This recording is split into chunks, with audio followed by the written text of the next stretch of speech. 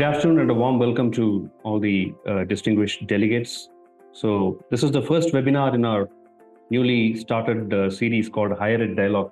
So in which we'll be having monthly interactions with experts and leaders on critical topics related to the higher education sector. CIPU, Confederation of Indian Private Universities, is a newly established not-for-profit membership-driven organization that would work as the voice of the Indian private universities in the national as well as international forums. Conceptualized by academic thought leader Sri Rahul Karad, who is the executive president of MIT World Peace University, in collaboration with several American and Indian higher education leaders. CIPU emerged as an outcome of several rounds of discussions and brainstorming with stakeholders in the higher education ecosystem. So this took the shape of a formal dialogue in 2022 when more than 25 American and 30 Indian thought leaders met in Washington, D.C. So building on the successful deliberations in Washington, so more than 70 leading private universities met in Pune in January 2023 to take forward the vision. So the vision of CIPU is to make India the knowledge capital of the world and to re-establish the country's credentials as Vishwaguru in the 21st century. So the Confederation serves as a unifying force, providing a platform for member institutions to exchange ideas, share best practices, and collectively address the challenges facing the higher educational landscape. It also provides a platform for consensus building and networking on key issues. So some of our strategic focus areas include NEP 2020 implementation, industry-academia collaboration, internationalization, advocacy efforts, as well as sustainable development. So we have different committees for each of these areas with a convener. And we also have regional councils representing Eastern region, Northern region, Western region, and Southern region with chairpersons. So without much ado, so I'd like to introduce the panelists for today. Professor Dr. Gopal Pathak, so will be presiding the session, he'll be moderating it. So Dr. Gopal Pathak is currently the Honorary President of the Confederation of Indian Private Universities, and is also the Vice Chancellor of Sarala Birla University, Ranchi. Dr. Gopal Pathak was earlier the Vice Chancellor of Jharkhand University of Technology.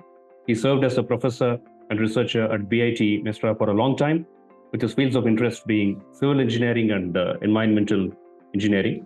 He is a fellow of the Institute of Engineers, India, life member of Indian Society of Technical Education, fellow of Institute of Environmental Engineers, and he was a member of the Scientific Advisory Board of various international conferences and was a visiting scholar in Princeton University, University of Technology, Sydney, and Stanford University, etc. So welcome, Dr. Gopal Pathak. The next panelist for the day is Dr. Sandeep Sancheti. Professor Sandeep Sancheti is an institution builder, policy planner, regular columnist on various academic policies, and he holds a PhD from Queen's University, Belfast, UK, and MSc from DTU Delhi and BTech from NIT Warangal. He's currently the Vice President, Research Relations and Academic Ambassador, Elsevier, India. He's also serving, or he served in many professional bodies like CII, FICCI, EPSI, NAAC, AIU, and to name a few, in different capacities. So he was a member of the Court and Council of Indian Institute of Science, Bangalore, as well as many other academic institutions. In addition, and he's on various national level bodies of UGC, AICTE, AIU for education-related matters, and he has been a part of various Indian delegations abroad. Formerly, Dr. Sancheti headed 7 National Institute of Technologies like NIT Surathkal, NIT Trichy, NIT Calicut, and even School of Planning and Architecture, Delhi. He has also led self-finance institutions like Manipal University, Jaipur, SRM Institute of Science and Technology in Chennai, and Marwadi University, Rajkot. He is a recipient of the Commonwealth Scholarship and Fellowship under Colombo Plan and was a visiting faculty at the Asian Institute of Technology, Bangkok. And he was also the former president of the Association of Indian Universities. A warm welcome to Dr. Sandeep Sancheti. Thank you. Thank you. Next panelist for today is Dr. Rajesh Dixit. Dr. Rajesh is currently the Vice Chancellor of Renaissance University, Indore. He has over 30 years of experience in the field of higher education. He has published research papers in various journals and magazines in economics and Hindi. He is an author of 4 books, has convened and participated in many international conferences. He is a guest speaker in various conferences, and he has delivered lectures in universities across India, including central universities. And his articles on language, especially Hindi and economics, were published in various leading magazines, and he is a member of the Direct Tax Advisory Board of Indore Division, a member of Health Economics Association and Indian Economics Association, to name a few. A warm welcome to Dr. Rajesh, and thanks for accepting our invitation. The next speaker for today is Dr. Yes. The next panelist for today is Dr. Ajay Chakrabarty. Dr. Ajay was the Vice Chancellor of BIT-Mesra from 2010 to 2013, and he has served as a member of BOG of IIT Patna for about 6 years. And his research interests include array antenna design, antenna feeds, numerical modeling of waveguide junctions, etc. He has guided 10 PhD scholars and many MTech and BTech students, and he was the recipient of INSA Hosted Fellowship to attend as an invited scientist in the 21st General Assembly of URSI in Florence, Italy. He was the convener of the 3rd International Conference on Electromagnetic Interference and Compatibility in Calcutta, 1992. And he was involved in more than 20 research projects sponsored by ISRO, DRDO, and other organizations as a principal investigator and consultant. And he has served as a member of many committees in the erstwhile Ministry of Human Resource Development, National Board of Accreditation, and Indian Institute of Space Science and Technology. So now I invite Dr. Gopal Pathak to deliver the welcome remarks and moderate the session. At the end of the session, there will be a Q&A with the participants, and you can post your questions in the chat box. Thank you, and over to Dr. Gopal Pathak. Yeah, thank you, Karthik, and a very good afternoon to one and all. We have all the learned panelists over here, Dr. Ajay Chakrabarty, Dr. Sandeep Sancheti, Dr. Rajesh Dixit. And the topic is also very interesting and, of course, challenging also. What would be the future of learning, innovation, and trends in higher education? Present, we all know how things are going on. But things we are finding, things are changing now. The era is going to be of 5.2. 4.2 already we are dealing with. New topics have emerged. So those topics also need to be seen, like area of artificial intelligence, machine learning, deep learning, IoT, cybersecurity. So they are the things which need to be revised in the syllabus. But the trends and the innovations kind of how to plan it, how to make the future. And now, of course, 5.0 is going to be there very soon in most of the American universities, European Union universities. They are going for it. For Indian conditions also, we have to see many things. Some of the prominent ones, the innovations or the trends we can go for, like online and blended learning, we have to popularize it, but with a very meaningful result. During COVID times, we saw the result also, but sometimes it was satisfactory, sometimes it was challenging also. And the focus should be given on personalized learning also, as things are changing very fast. Micro-credentials and stackable credentials need to be thought of, and we may plan for it in future learning. Of course, learning is a never-ending process, so lifelong learning and continuing education also need to be introduced. And if we really want to be Vishwaguru, the direction in which the country is proceeding, this lifelong learning and continuing education has to be a trend. Virtual and augmented reality, that also need to be introduced. And of course, during the learning process, the collaborative and project-based learning need to be encouraged. That would be the requirement of the future. With foreign universities, the collaboration with foreign universities, particularly in the area of collaborative research and also visiting faculty program or visiting a student program, that is going to update us in many areas. So in short, I can say globalization and internationalization of higher education, particularly for future upgradation, it is required. AI integration, AI, we are finding so many issues. The experts are there. We had heard Dr. Ajay Chakrabarty very recently in our university. We had a conference, and Dr. Alok was also there from Purdue University, and he talked about AI Dharma. And that day I was thinking that ethical and responsible AI integration is a must. So it needs to be discussed, it needs to be implemented. Then alternative credentials and competency-based education need to be encouraged. Mental health support, that is a point which you will find in American universities. Whenever I stayed, I found they were giving focus on that. Recently, even in India, we are watching, observing every day we are finding something in the newspaper. Recently in BIT-Mesra also, we saw 2 consecutive suicides. So the mental health of the students need to be checked, or whatever method or whatever way of doing it, but that is very, very important. Now in all the families, mostly 1 or 2 children, they are there. Upbringing is also very different what it used to be earlier. So their mental fitness and wellness of the student should be on the top priority, not like a machine kind of thing we are doing. We are teaching 8 periods and sending them. Many of them, they get frustrated due to many reasons. So all the universities should have a cell. Like American university is very common, and Australia also I had seen during 90s, all the universities that talk about these things, and there is a section of counselor and all. So those things they used to give more weightage. Here also working with some BIT-Mesra or Sarala University, many a times I have observed there is no good connect between the students and the teachers or the authorities. So that need to be made stronger. That is my perception. So now may I request Dr. Ajay Chakrabarty to kindly share his views on this topic, what could be the future of learning innovation or the trends in higher education, which is a challenging task, no doubt, but still the experts are there and they can share their opinion on this topic. So Dr. Chakrabarty, sir, over to Dr. Chakrabarty.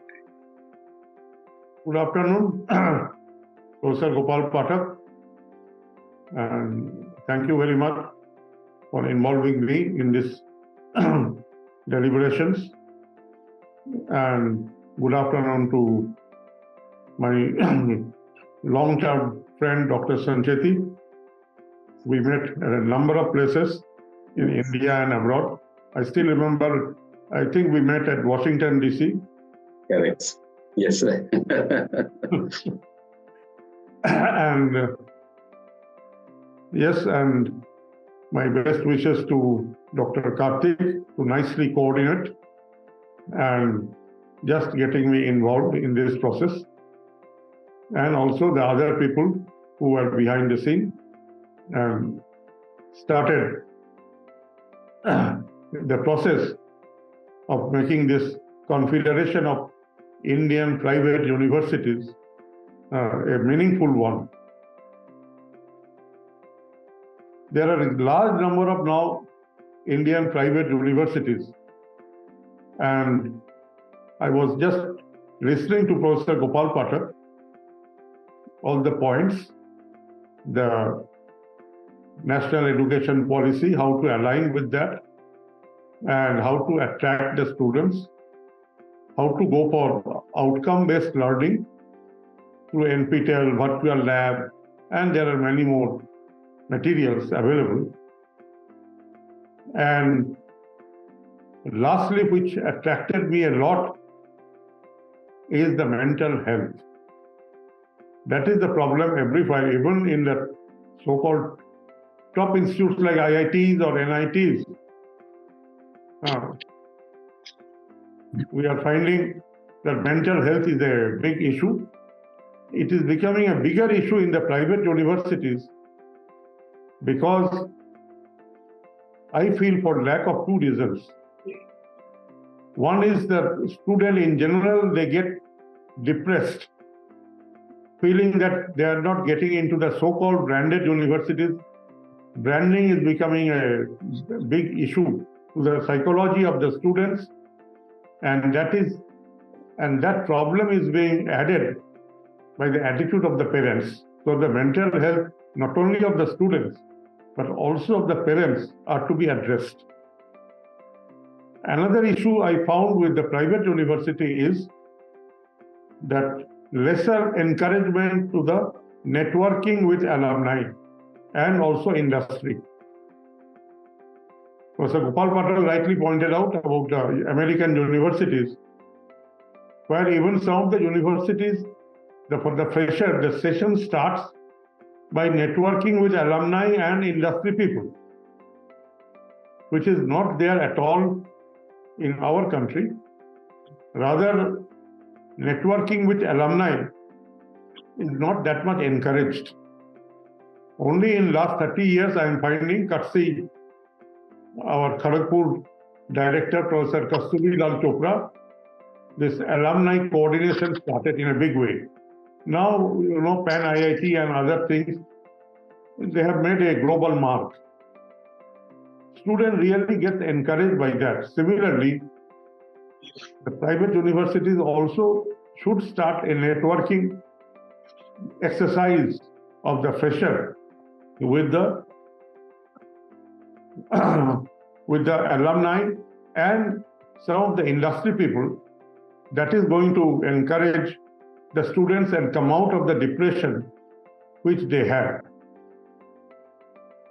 So this is the way I think we can make a beginning. And also the second issue is that we have to give lots of flexibility. Our NEP 2020 has already suggested that. And how to evolve that flexibility in the academic curriculum, I think every university has to work out. And there may be a separate panel discussion, maybe a series of that, so that such type of flexibility in the form of, there should not be more than 30 or 40% of core subjects. Like somebody from mechanical, maybe maximum 35 to 40% of mechanical subject, and rest maybe the other subjects, like whatever is the order of the day, like artificial intelligence, machine learning, maybe some other departmental subjects, and maybe finance, maybe psychology, maybe management. All those things, they should cover 60%. That will encourage the student to look outside their curriculum. Otherwise, somebody from mechanical only doing mechanical, and that's all, or somebody from civil doing only that, they lose interest. That experiment for the last 20-25 years, people are doing in many of the so-called top institutes of India, and I think they are quite successful. So, and networking with the alumni and with industry, it has to be done more seriously. And except the private university with collective philanthropy, there are very few. All other private universities, they are primarily with individual philanthropy. And there the networking part is discouraged. Whereas the collective philanthropy, the networking part is highly encouraged, and they are now started making a brand. So that is the thing what I was thinking after Professor Gopal Pathak involved me in this panel discussion. So I think the other panelists can give a thought on these points, and they can give further the new inputs, and other new issues can be taken up. But usually just signing an MOU with the foreign universities, it is not that way working. Plus, another thing about networking is networking with the other private universities. Like an X university in Patna should have a networking with a Y university in Bombay and a Z university in Chennai. And there can be an exchange program. Students should be allowed to spend 1 or 2 semesters in the other universities where something is better. So this type of exchange, which is very normal in American universities or European universities, it is not there at all in our case. So that will encourage the student. Suppose a student from a university of Ranchi, where Gopal Pathak is located, he gets a chance to do 2 semesters in some university, D.Y. Patil University in Bombay. He gets more encouraged. He gets more exposure. So So that is the way few things were coming up in my mind. I think the other panelists will dwell upon that, and maybe I can listen, and if any new idea comes, definitely I will work it out. Okay, thank So you, sir. now over to Professor Gopal Pathak. Yeah, thank you, sir. Thank you, sir. Thank you so much with the very nice kind of input you have given, and that would help us in enhancing the quality of education. So may I request now Professor Sancheti to share his views on this topic. What could be the future of learning? What kind of innovations and trends are coming in your mind, and how to give a better shape to higher education? Professor Sancheti, over to Professor Sancheti. Thank you so much, Professor Pathak. First of all, congratulations on establishment of CIPU, which obviously has many mandates to drive, you can say, the upliftment of the higher educational institutions in the country. And you are leading it, so congratulations. And also, thank you for setting the tone, Professor Pathak and Professor Chakrabarty, that you gave the foundation to what we are discussing right now. Thanks to Mr. Karthik also for constantly following it up and also making sure that we are able to participate and share our views. We are talking of innovative trends in higher education. And I generally relate most of the innovation these days to a little bit of technology. But if we go in the last 200 years history, I would possibly say that all major things have happened because of the technological changes or interventions, right from steam engine to everything. And these technological changes, whether it's nuclear technologies or whether it's aviation technologies or electronics or whatever that may be, they have given rise to what you call the social changes, the geographical changes, the political changes, the operational changes, the economical changes, and the wave continues from one place to another. It cannot remain static. That is why we have seen some countries progressing very well and some sliding down, and again someone coming up, and the wave continues. India was also a power long time back. We slided down, but we are again coming back into our real thing, you can say. And once again, technology is enabling that. And therefore, I would say that technology is something which is a biggest trend setter, which is causing the innovation. Unfortunately, it did not touch the education space, higher education space in a big way for past so many years. Yes, internet came, we used like anyone else. Yes, computers came, we used it in a certain way, but not necessarily for all teaching, learning, and all other things which were there. We did some research computing, but with those things, those are fine.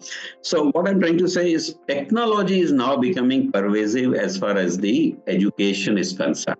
And this has happened purely because of 2-3 things. Number one, the technology is maturing or changing fast or adopting fast. Number two, the corona came, which was said by Pathak.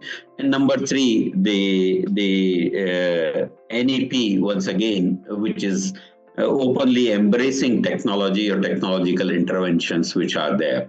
And with that, yes, we are changing and we are innovating a lot. And remember a day when sometime back, 2-3 years back, a student will bring mobile in the class or laptop in the class and start doing something on the laptop while we are lecturing. I think invariably teachers will not be tolerant to that. But today, they're probably begging to the student that you can bring your device and do whatever you want in the class. So that is a change which is happening. The beauty of technology, in my opinion, is it gives you what you call reproducibility, repeatability, reliability. It also gives you what you call scalability. And this is what is needed in India most, because we have to go from a GER of X 27-28% to whatever 50% on an increasing population base. Technology will be a boon. And the best thing about technology is Yes, the initial cost can be high, but in the long run, once it is stabilized, the technology reduces the cost like anything. We have seen the cost of mobile these days. It's very cheap in India to afford a mobile phone with all sorts of functionality and connectivity. In the same fashion, I would say energy is now changing, that the solar energy and various other things combined together, the cost of energy is also coming down. Both are resultant of technology, and so is going to be the impact on education also. We were having a sort of more or less closed door policy to technology. We said no, we want eye to eye interaction. I want to see my students physically, and so on and so forth. Now gone are those days. The students themselves can decide whether they would like to see me as teacher in the class or otherwise online or some other method. So technology is as a train in my, I can say that there are no dedicated equipment, there are no dedicated something which is purely developed for education. No new technology purely developed for education. Technology is developed for medical, technology is developed for defense, technology is developed for industry, have found some use in education, so that's a different thing. But purely developed for education is very rarity. So very soon you will see that new technology is being developed purely for the requirement of education. So that is one trend I would see, and that is the reason why I do not know the current figure, but 2 years back, people used to say that India has around 800 edtech companies. Educational technologies companies had spruced up, and some of them, of course, are closing. Some of them didn't find themselves to be viable. But what it meant was that there was a lot to be done in this particular space, and even today it is happening. I'll also like to say that the second point which I'd like to say, and then I'll close it here, is more on the academics. And this is where I'll say that the academic delivery is now becoming more open. It used to be verticalized. It used to be in silos. It used to be a certain degree of specialization specific. Not anymore. Once again, this is a requirement of the current industries, and it is also supported by the NEP in a certain way. And that is the reason you can say that the multidisciplinary education is finding a flavor. And because it is a new flavor, most of the IITs or most of the top institutions of the country are becoming multidisciplinary in nature, of courses delivered. In terms of operation, I'm not commenting right now, but in terms of courses offered, there are multiple disciplines is what we can say.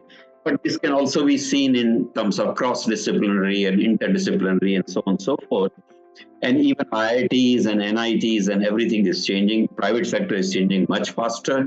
Most of them will have technology, management, medical, commerce, whatnot, various types of courses and programs which are there. And this academic space also is defined by what you call teaching, learning, and examinations. Teaching, learning is most important, and assessment and examinations are equally important. Teaching, learning is becoming very much online or MOOC based or NPTEL based or whatever based. The labs are becoming virtual lab based. The examinations are becoming outcome orientations are coming in the education. Also open book examination systems are happening. I think Professor Pathak talked about what you call the micro credentials, because the education will go from not only from 18 to 25 or 30, but it will go from 25 to 75. As long as you are remaining active in the life, you'll have to learn and unlearn. And therefore, the whole thing is changing. And with that, the NEP itself has coined nice policies, I would say. One of them is very popularly known as Academic Bank of Credit, ABC. And under ABC framework, this multiple entry, multiple exit, and various other things can happen. Essentially, it means this openness in academic space basically means students can make their own degrees. They can design their own degrees. They can design their own courses, and they can learn whatever they want to learn rather than we teach them what we want to teach. I think that is the kind of differential this new trend will bring in the education space. So education space is now more need-based rather than for sake of it, which used to be the case earlier. And then, of course, there are various levels and there are a lot of centricity when it comes to skills and jobs and industries and whatnot. So those things are obviously the need of the hour. So academic part which we deliver as teachers is also changing a lot. Ultimately, this tantamounts to what we call a greater deal of autonomy to the institutions, to the departments, to the teachers, and to the students. But we are yet not fully mature to use that autonomy very effectively. That's a challenge we are struggling with. But I hope in coming years, with our involvement in many other things, we'll be able to improve upon that. So I'll reserve my initial comments to these points only, and then I'll come back as and when required. Thank you so much. Thank you. Thank you so much, Professor Sancheti, for valuable inputs like you talked about NEP also, and particularly the multidisciplinary, this approach, which is very clearly mentioned in NEP 2020, that need to be implemented immediately. Of course, many universities, they have implemented, but many are, I don't know, waiting for what, but I think they can do it. And even your ABC, what you said, Academic Bank of Credit. So that is a very well planned, very well drafted, and lots of thoughts have been given. And as you said very correctly, when I was in technical university, all the time I was thinking about, unless they give autonomy to the university, with private universities, I feel more comfortable. That is my personal opinion. Because you have some freedom to proceed accordingly. You can have many ideas, but the implementation, many a times we face difficulties in implementing.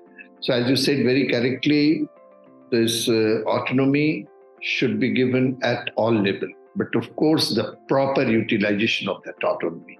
Many people, as you said very correctly, we are not that mature. Means not all the universities, they are going to use it in right direction or in right spirit.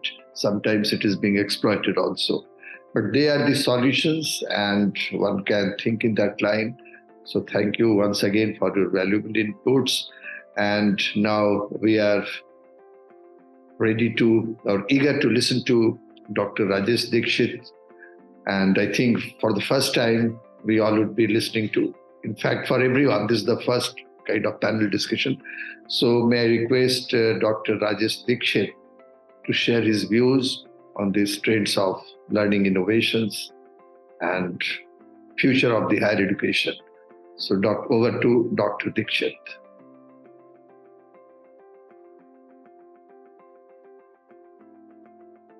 Dr. Rajesh Dixit, are you getting me?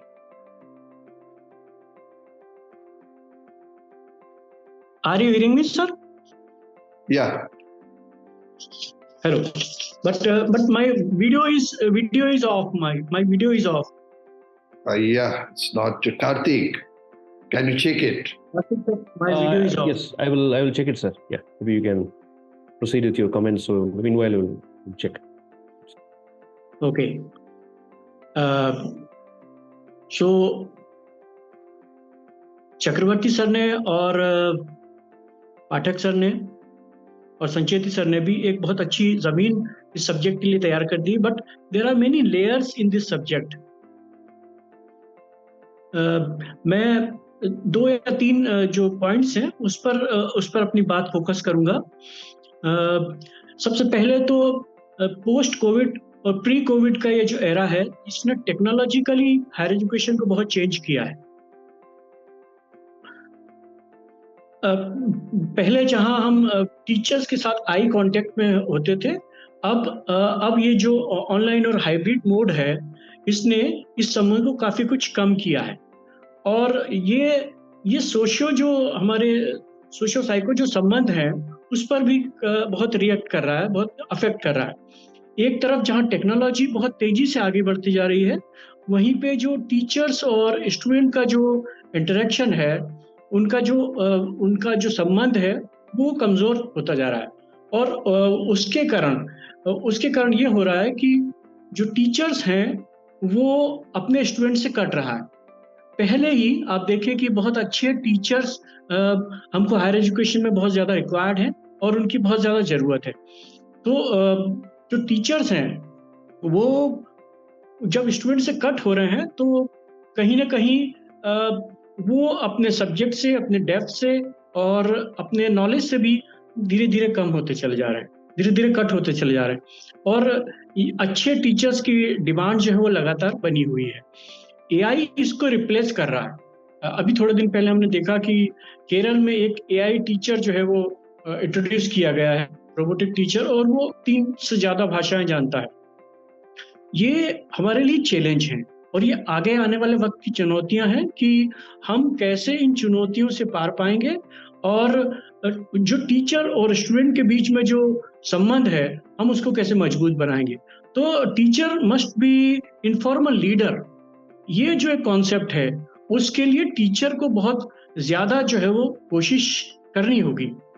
Teacher को बहुत ज्यादा एक तरह से अपने आप को develop करना होगा और उसका डेवलपमेंट जो है वो नॉलेज के साथ साथ रिसर्च भी होना चाहिए। रिसर्च की इन दिनों आप देखें कि टीचर और स्टूडेंट के बीच में बहुत कमी है। सिलेबस को पढ़ाना एक चीज हो सकती है, लेकिन स्टूडेंट के अंदर रिसर्च की एबिलिटी को बढ़ा देना ये एक सबसे इम्पोर्टेंट काम है। और मुझे खुशी है कि न्यू एजुकेशन पॉलिसी इसमें आगे काम कर रही है। 3 साल के बाद जब जो स्टूडेंट्स अच्छे परसेंटेज के साथ 70% से ऊपर जो जिनका परसेंटेज रहेगा वो एजुकेशन विद रिसर्च की डिग्री में जा सकेंगे।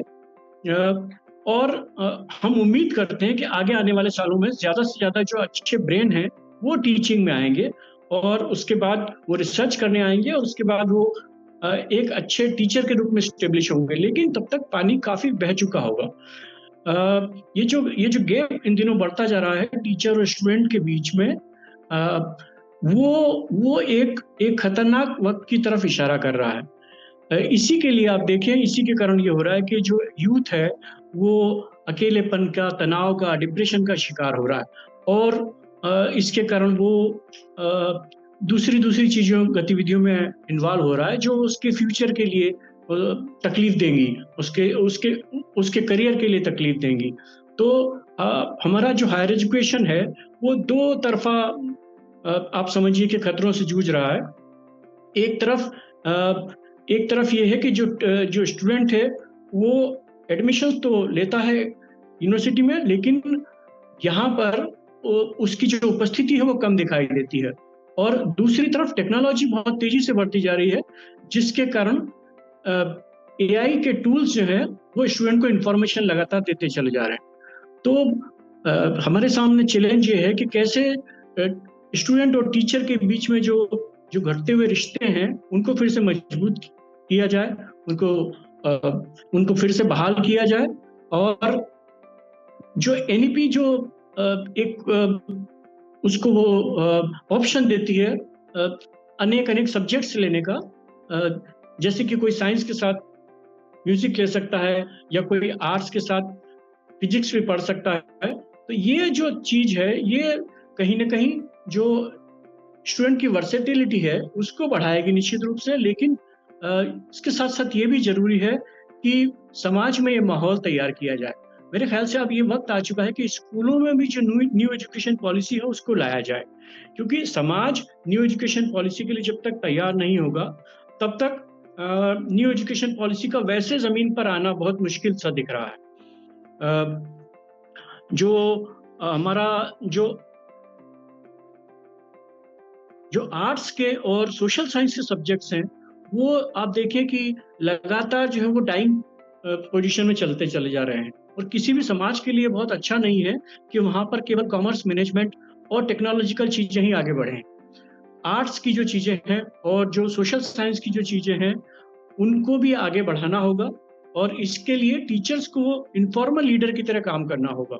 वो स्टूडेंट को सिखाए नहीं, उसको देखकर खुद ही स्टूडेंट्स अपना सीखना जारी रखें और उसके व्यक्तित्व को देखकर वो अपनी बात को, अपनी पर्सनालिटी को बढ़ाएं। तो अभी बहुत सारे जो डेवलपमेंट्स हैं वो अभी होना बाकी है। किताबों से जो बाहर की जिंदगी है, जो असल जिंदगी है, उसको पढ़ाए जाने की भी जरूरत है। होता क्या है कि जब स्टूडेंट बहुत अच्छे नंबर से पास होकर चला जाता है लेकिन उसका ज़िंदगी से बिल्कुल भी ताल्लुकात होते नहीं है, कनेक्ट होता नहीं है, तो जैसे ही ज़िंदगी उसके सामने आती है वो एकदम से परेशान हो जाता है। इसीलिए उसको काउंसलिंग की ज़रूरत होती है, इसीलिए उसको परेशानियाँ होती हैं, इसीलिए उसको अकेलापन फ़ील होता है। तो ये किसी भी आगे आने वाले समाज के लिए बहुत अच्छे संकेत नहीं हैं। और जिस तरह से हम अमेरिकन या यूरोपीय देशों के एजुकेशन पैटर्न को अपनाते जा रहे हैं, ये भी हमारी जो अपना जो तरीका है, अपना जो वातावरण है, इसके लिए अच्छा नहीं है। हमको अपनी जड़ों की तरफ लौटना होगा और वो जड़ें स्टूडेंट और टीचर के बीच में अच्छे कनेक्शन के ऊपर ही आधारित हैं। तो जब तक स्टूडेंट और टीचर के बीच में अच्छा कनेक्शन नहीं होगा, हम अच्छे नागरिक नहीं दे पाएंगे, और अच्छा नागरिक देना ही इस पूरी एजुकेशन का, इस पूरी हायर एजुकेशन सिस्टम का लक्ष्य है। तो उम्मीद करता हूं कि ये CIPU के द्वारा हम ये जो टीचर स्टूडेंट बॉन्ड है, इस पर भी निश्चित रूप से बात करेंगे। AI तो हमारे सामने लगातार चुनौती दे ही रहा है, जो थिंग्स ऑफ इंटरनेट्स हैं वो चुनौती दे रही हैं। इन सब चुनौतियों के साथ साथ इनको सहयोगी बनाते हुए, इनको साथी बनाते हुए हम कैसे आगे बढ़ेंगे, ये हमको निकट भविष्य में देखने को मिलेगा। और इसके लिए टीचर की बहुत इम्पोर्टेंट भूमिका होगी, इसमें मैनेजमेंट की भी भूमिका होगी, इसमें यूनिवर्सिटीज़ की भी भूमिका होगी, इसमें समाज की भूमिका भी होगी और इसमें शासन की भूमिका भी होगी। तो उम्मीद करते हैं कि CIPU के द्वारा हम इन सारी चीज़ों को एक साथ लेते हुए एक अच्छे समाज के लिए किस तरह से एजुकेशन हो सकती है, उसको लेकर आगे बढ़ेंगे। Thank you very much. जी, बहुत बहुत धन्यवाद राजेश दीक्षित जी। जो आपने कहा स्टूडेंट कनेक्ट, इस कनेक्ट की बात मैं अक्सर अपनी यूनिवर्सिटी में भी, BIT-Mesra भी था मैं, या टेक्निकल यूनिवर्सिटी में था, इन 3 यूनिवर्सिटी का मेरा पर्सनल रहा है। But for everyone this is necessary. Student teacher का कनेक्ट जब नहीं होता है प्रॉपर, समस्याएं बढ़ती हैं। और ऐसा नहीं है कि सिर्फ स्टूडेंट टीचर का, मैनेजमेंट के साथ भी स्टूडेंट का कनेक्ट रहना चाहिए। तभी जो मानसिक स्थिति की हमने बात की, या मेंटल सिकनेस की बात की, वेलनेस की, मेंटल हेल्थ की बात की, और वहाँ पे हमने अमेरिकन यूनिवर्सिटी इसलिए कोट किया कि वो मेंटल हेल्थ के लिए they are very particular. System में एक अलग से एक ऑफिस, बड़ा सा ऑफिस, जब हमने पहली बार सिडनी में देखा, ऑस्ट्रेलिया में 1997, आई वॉज वंडरिंग कि रियली इट इज रिक्वायर्ड। और एक छोटा सा एग्जाम्पल मैं दूंगा, उस UTS कैंपस सिडनी में मेन एंट्रेंस पे मैंने बोर्ड में देखा, स्टूडेंट्स के लिए एक सजेशन था कि अगर कोई टीचर आपको आउट ऑफ वे फेवर कर रहा है या आउट ऑफ वे आपको परेशान करने की कोशिश कर रहा है, the matter must be reported to the following office. Name, address, person, contact person का नाम दिया हुआ है उनका। हमने इसकी पूरी डिस्कशन की, फिर उस ऑफिस में भी मैंने थोड़ा समय दिया, उन दिनों मैं BIT-Mesra में था। एंड द लेडी सेड कि वेस्टेड इंटरेस्ट होता है टीचर का जब वो 10 नंबर का आपने लिखा और वो आपको 20 नंबर दे रहा है। वो किसी तरीके से आपको अपने इन्फ्लुएंस में ला रहा है, मे बी फिर उसका मिसयूज हो, या टॉर्चर कर रहा है। It happens at all level, you undergrad, masters, PhD में भी आप देखेंगे बहुत बार हैरास किया जा रहा है या बहुत बार आउट ऑफ वे फेवर किया जा रहा है।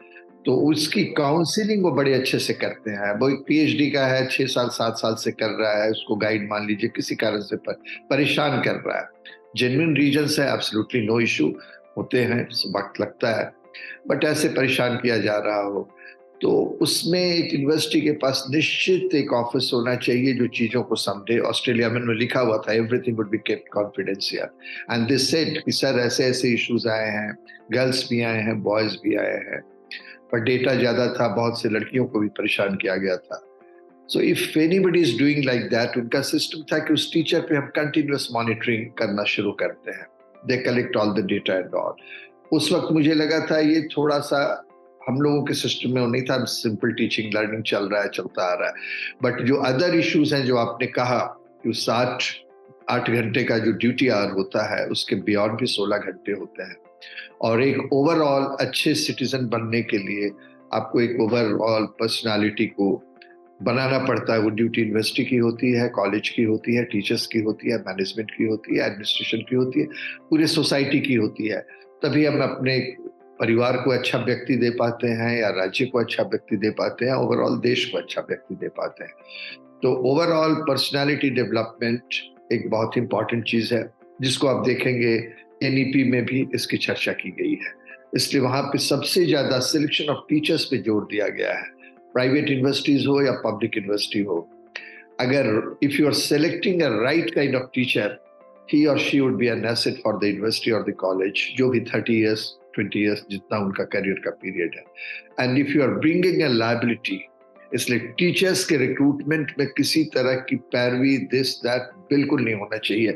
टीचिंग एक ऐसा प्रोफेशन, आप उसको हेल्प करना चाहते हो, आप बिजनेस में दे दो, किसी और जनरल ऑफिस में दे दो, स्टोर में दे दो, उसको काम दिला दो, बट टीचर टीचर की तरह होनी चाहिए।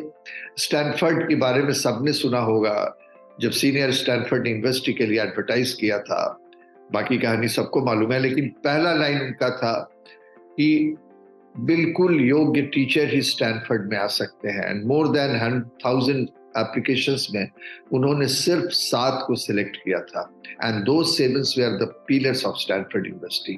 तो हर एक इनमें बहुत सारी अच्छी यूनिवर्सिटीज है, बट स्टैनफोर्ड में अगर प्रोफेसर की आप असिस्टेंट प्रोफेसर कहीं बहाल होते हो, तो बी श्योर कि उस बच्चे में, उसके कैंडिडेट में कॉम्पिटेंसी है, योग्यता है। And it's not only academic, other things also they look at, because they have to interact with the students. और एक स्टूडेंट से आप अच्छा कनेक्ट नहीं बना सकते हो तो आपका 50% ही काम किया आपने क्लासरूम में।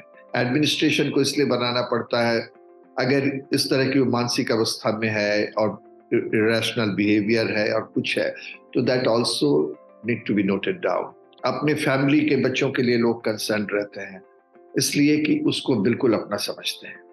बहुत से टीचर्स रूटीन मैटर में आके करके 8 घंटे की ड्यूटी किया, सैलरी मिली और चले गए, पर वो सारे बच्चे उस वक्त उनके ही बच्चे होते हैं। किसी एक बच्चे का एबनॉर्मल बिहेवियर, उस पर चर्चा होनी चाहिए, उस बच्चे को मदद भी मिलनी चाहिए, उसके बैकग्राउंड को समझना होगा, अंडर व्हाट सर्कमस्टांसेस ही और she is behaving like this.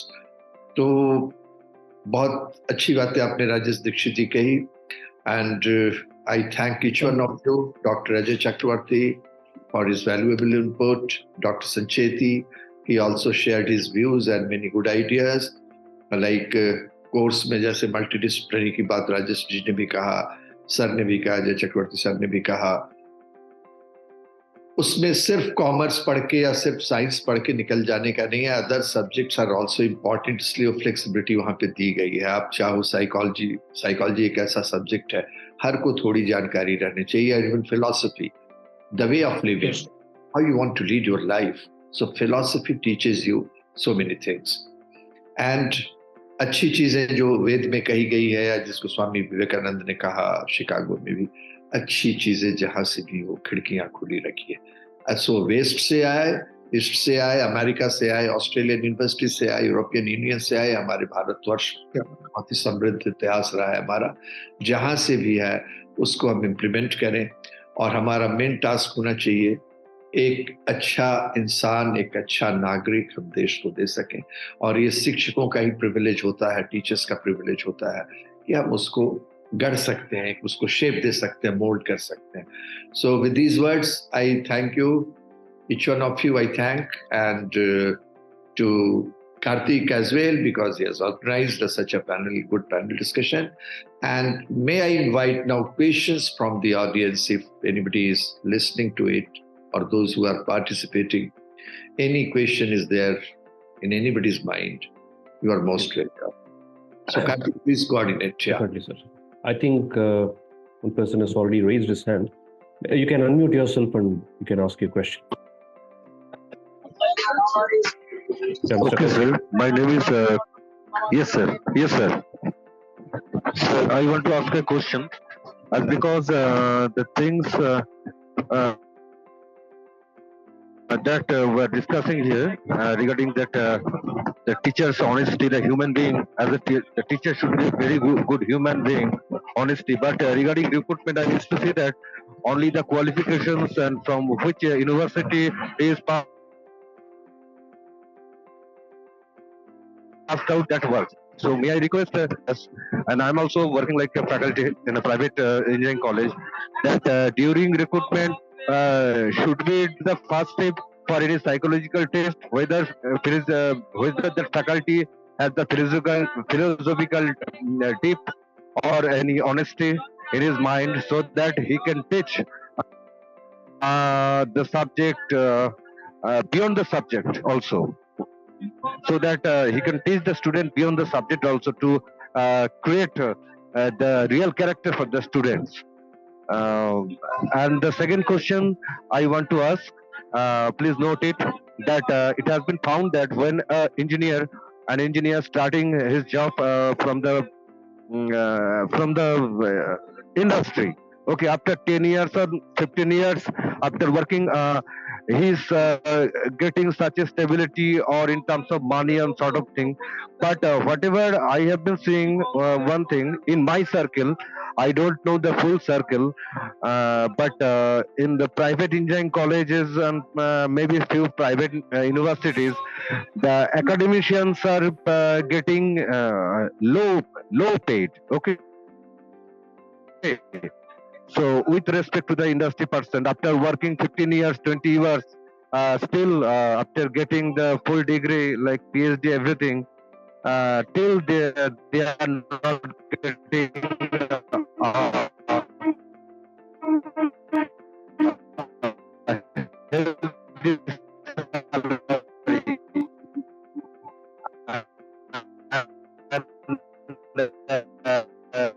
that is also, I think, being demotivating for further education. I want to focus on that during deep of that faculty should be required.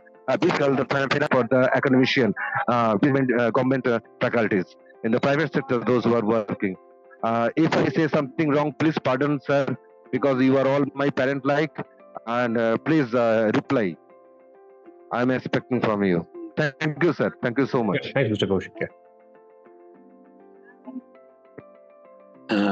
Anyone wants to address this question? Response, Karthik ji, because Professor Pathak, it seems, is not available. Yes, he's not available. Getting got disconnected. A part reply to Mr. Kaushik Sarkar. Kaushik ji, points made by you are very valid. And obviously, some of the concerns with teachers remain. And you talked about the teacher selection processes. Unfortunately, the societal recognition for teachers right now is not so high as compared to many other, you can say, jobs or many other positions or professions. There are very few teachers by choice, and most teachers are by chance. That is my opinion. When I say by chance, I mean to say that because they don't get other jobs, they decide to come to teaching job. And so that's a challenge which the teaching profession is facing right now. But hopefully with time, things will change. The salaries, to some extent, at least in government, have come at par with some of the best which are there. The teaching profession also gives you longevity, more autonomy, more different functionality, maybe more satisfaction when it comes to your time and other things with family. So one need not necessarily compare it with anyone else. Some will start slow and some will start fast. Some will die soon and others will possibly not. And that is the difference. But agreed, when you are selecting teachers, we can have different ways to assess that. And I agree with you, because I myself today say that a teacher has to be a mentor, has to be a counselor, has to be a guide, has to be a consultant, has to be an enabler for what a student wants, has to be an innovator, has to be an entrepreneur, has to be a researcher, has to be an author, and more than that, a teacher has to be a self-learner also. If a teacher is not learning today, a teacher will not remain to be a teacher. So teacher has to be a student also. So in selection boards these days, we try to check many of the facets, whether they have done innovation, are they doing research, have they done consulting, have they written books, have they done something beyond the normal? All these things are being asked. Some assessments are being done. but yet a lot to be done in terms of how we can assess a right teacher. But my take here is, I don't mind, because teachers are in scarcity right now in terms of number, at least in higher education. So whether a teacher comes with a good background or bad background or ordinary background is immaterial to me. I will make efforts to make sure that once coming to teaching profession, they should stick to it and they should enjoy it and they should do well. We should convert them to be a good teacher for full time. I think that is the effort we should do, rather than worrying too much about the entry gate, that how they came and whether they had that skill or not. I know that in 1984, I became a teacher. Possibly I was an ordinary graduate at that time or postgraduate at that time. And I didn't have many skills which were required for teaching at that point of time. So that's part one. The industry part, I've indirectly answered that the industry have different frameworks in terms of challenges which you face, the continuity in that, the redundancy in that, and obviously their motive is profitability. So they can do certain things, and their life sometimes in general can be lesser compared to a teacher's life, which can be somewhere there. So I would not really worry too much about comparing apple with orange here, but I would simply say that a teacher gets a lot of respect, which is not necessarily given to any other profession very easily. And therefore, let's not compare that part. But yes, improving teaching and teaching profession and teachers is something very important. It's our collective duty that whosoever becomes teacher, we should facilitate their entry, we should help them, we should guide them, we should be their role models and mentors to some extent, so that they do well. And a teacher takes pride only in if their students do very well. I think we have to keep that sort of a philosophy. Yes, money can be a little less, but other parameters are much better in my opinion. That's my answer. Thank you. Thank you, Dr. Sancheti. Any other questions? If you can raise your hand and you can unmute yourself. Hi, panelist. This is Akshay from the College Board India team. My question is very specific. Actually, I saw the panelists dealt with a lot of varied, holistic. The topics and the subjects were very varied. But my question is a little specific, and which is on the student side of for the institutes. That given the increasing emphasis on holistic student evaluation and assessment, do you believe that standardized tests like CUET or the SAT or the CAT exam, any of the standardized tests, have a place in the Indian education system, and what is the future of it?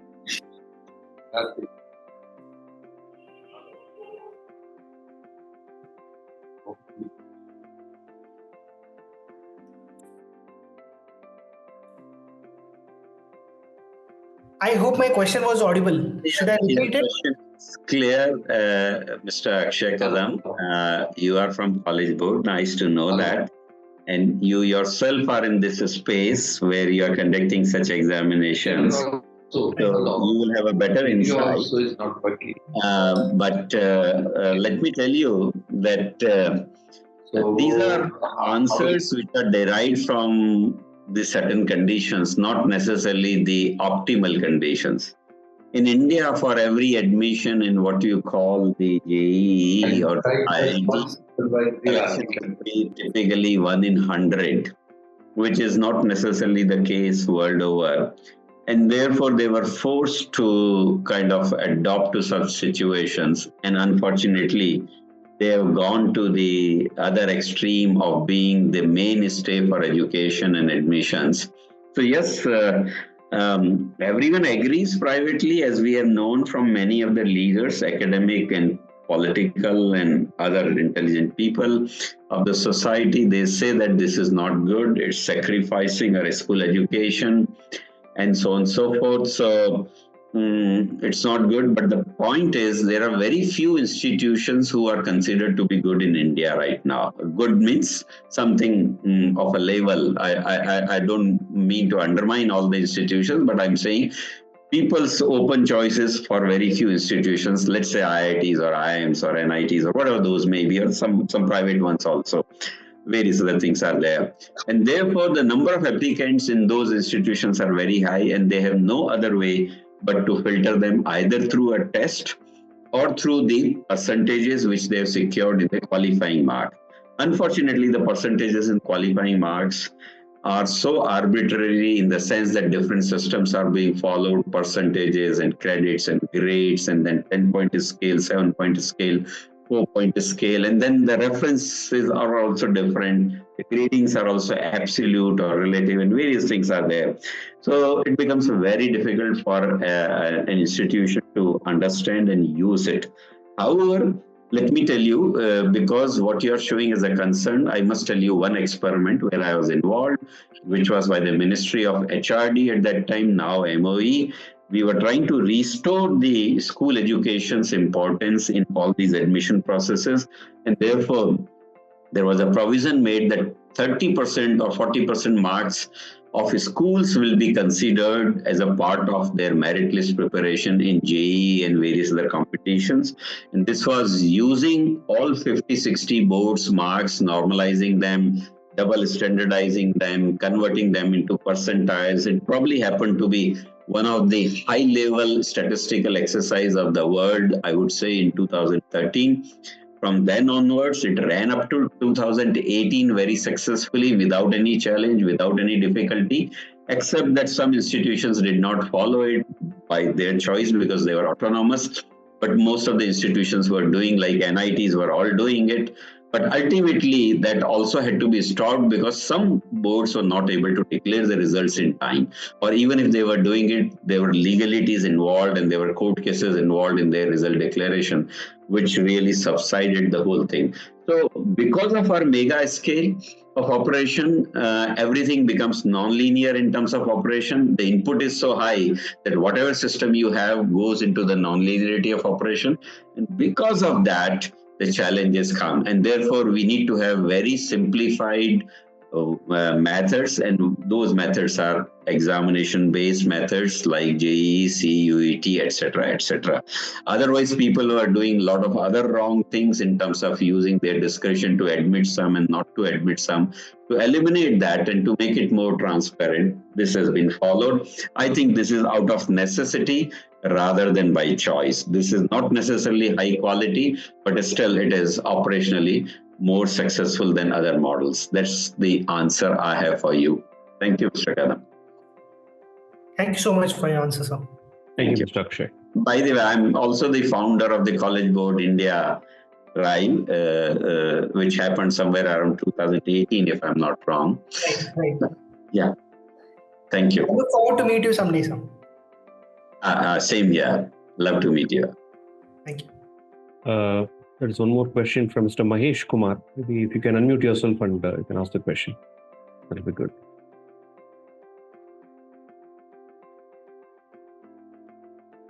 Mr. Mahesh Kumar? Otherwise, I'll read the question, sir. Hi there. Can you hear me? Yes. Yeah, please go ahead. Yeah. Thanks for the opportunity. My name is Mahesh. I represent an organization called GoGasmic. We all agree that there are multiple ways to assess a student on their academic learnings, and as we just discussed, there are many more things like emotional intelligence, critical thinking, understanding the psychology, collaboration, all those things that are required for a student to be ready for outside world. So when assessing the student, right, what is your view on having a holistic assessment system that combines all these aspects along with their academic excellence and then practical implementations, and then based on that creating a learning path for them? Probably, if you're talking about an undergraduate student of 4 years, right, third year, somebody can go through this assessment system and then take this learning path. Would they be better placed in the outside world, and do you guys see it as a need of the hour?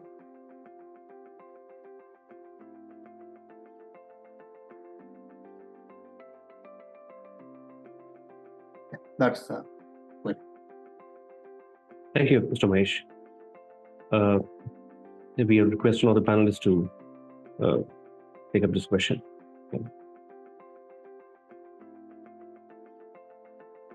Mr. Mahesh Kumar, I think he is asking about the students in 4 years of time, how to grow them up and all. Is that the question, yes. Or for the teachers? Yes. How to make them ready for outside world, to be confident. Right. So with one example, I'd like to share with you something. I studied in BIT-Mesra. That's one example. It could be, the same example could be there in many of the universities of India and abroad also. So in 4 years of time, what used to happen, even a student from a very ordinary background, means humble background, even the knowledge-wise also, I'm using the word humble, means just so kind of student. They used to take admission. And yesterday also I was talking with one of the alumni. He said after 4 years, most of them, 99% rather I should say, they used to get transformed and they were able to adjust in any part of the world. What were special in those 4 years in BIT-Mesra? Academic part used to be just okay kind of things. Even the mediocre kind of students who used to score 60% or even 55, second class holder, or 65, 70, not toppers at all. They used to learn more things outside the classroom.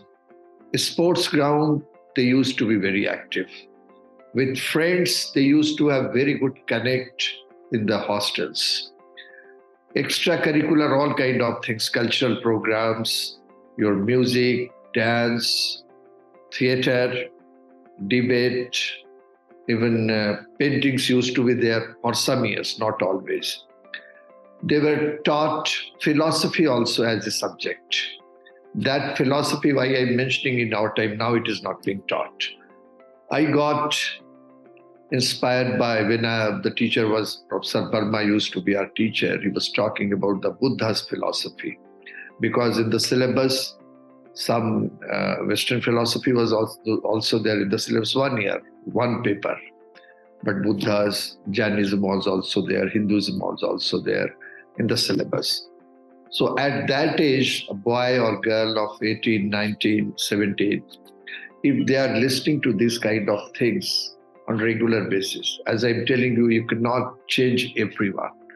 But many of us, even by mere discussion on Lord Buddha, we learned many things.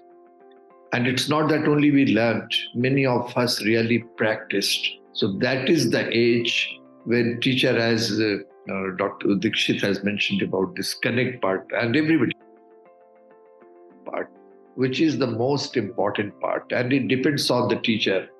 What, here I'm quoting again, Dr. Sancheti, what he mentioned. Teaching is one job. You may be earning lesser amount of money, but if you have chosen this profession as a career, that gives you sufficient amount to have your livelihood. But above all, what you learn or earn respect from the students, if you are a really good teacher, it's not meant for every teacher, all the teachers. Some good teachers, what they earn, so that earning goes with them lifelong. And in no other profession, you will get this kind of respect. Doctor, you go, he will charge you heavy amount and less amount, whatever. Some doctors, they really deserve respect also. We have seen many good those kind of doctors. They are those who are not only interested in making money, but for teachers, it's a golden opportunity. If you are going to the classroom, I tell all my teachers, the today's lecture should be better than the yesterday's lecture.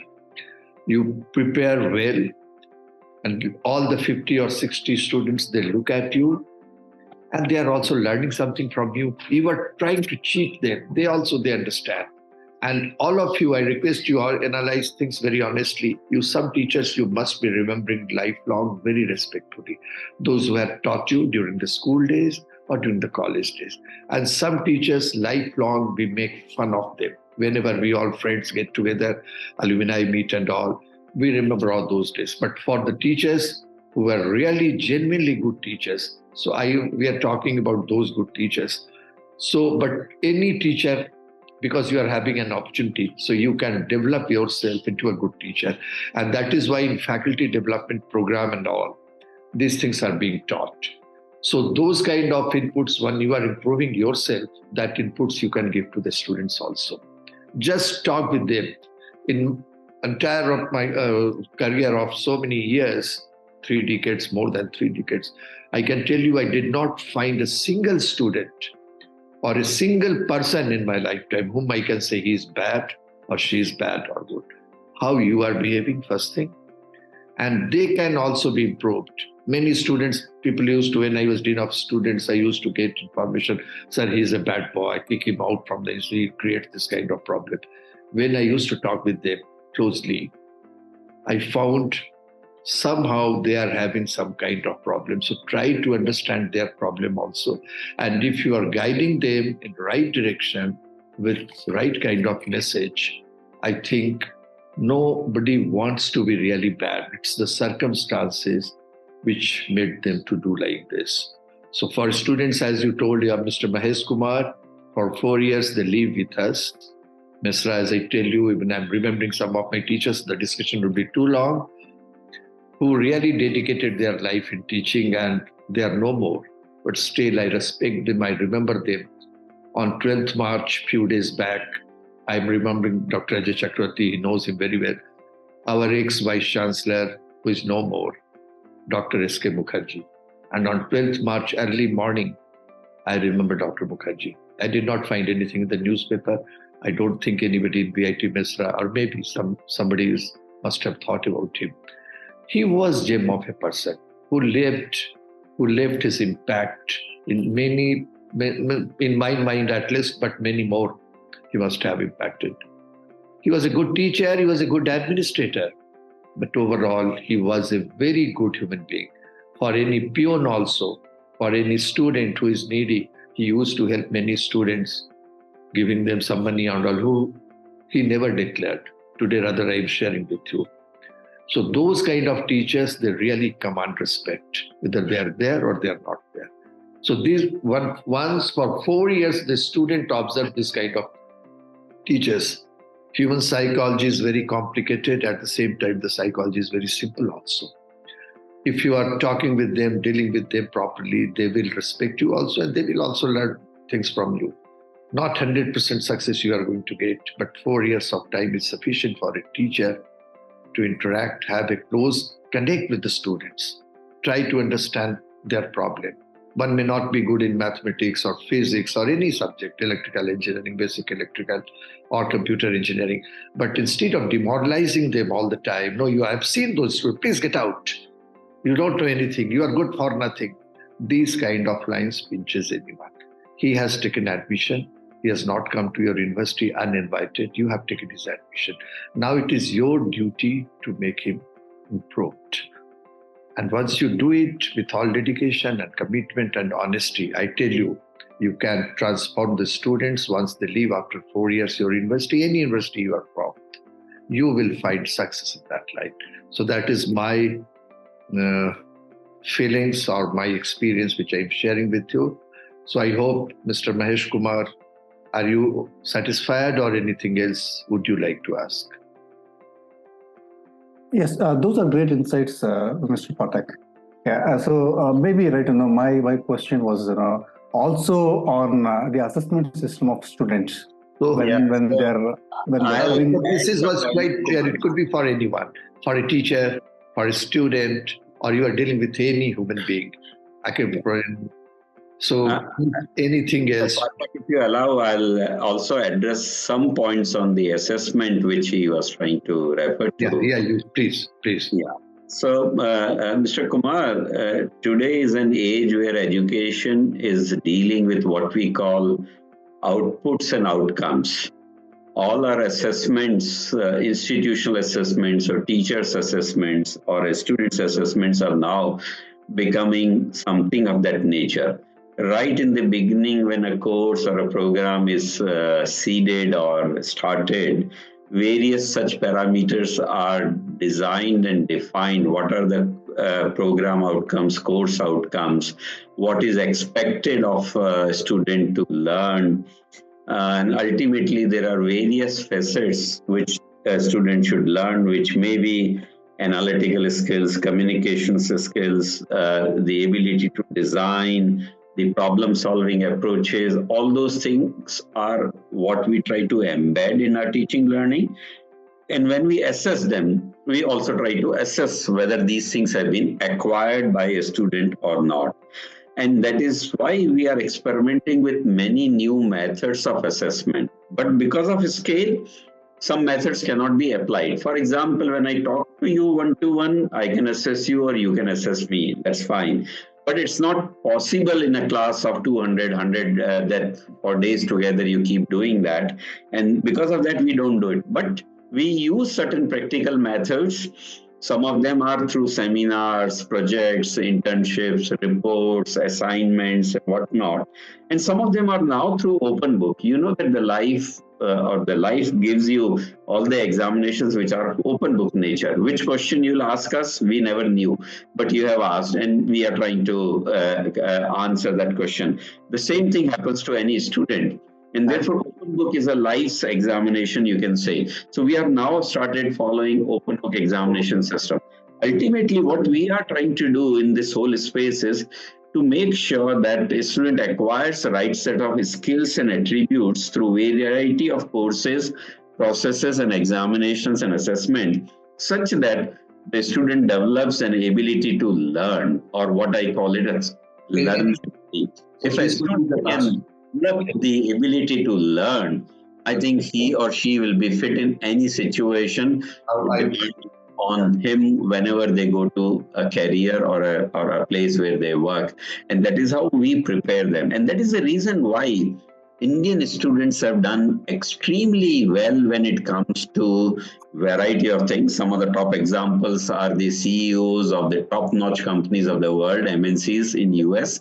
And that is the success rate we have. Not that everyone is like that, but what I'm saying is some of the methods are very proven. They are very good. They are evolving also. And obviously, we are using new and technological based methods also to ensure that everything is delivered, whatever is essential at this stage. Thank you. Thank you so much, Dr. Sancheti. And thank you. Special thanks to all the participants who have taken their time today and participated in the first session. So it's time to conclude. So we'll be doing such sessions every month on diverse topics by inviting academic thought leaders from across India. So I'd like to thank all the distinguished panelists who are here today for accepting our invitation. So look forward to meeting you all again in the next month's sessions. We will soon announce the date of the next webinar. Most probably it will be by second or third week of April. So we have many initiatives in the pipeline for all the private universities for different areas like faculty development programs, conferences, training programs. So a lot of initiatives that we are planning through our committees that we have constituted. So we will keep you all posted. Thank you so much for your participation and look forward to meeting you all again. Thank you and Jai Hind. Thank you. Thank you, everyone. Thank you. Thank you, Dr. Karthik. Thank you, everyone. Thank you very much. Good evening. Thank you.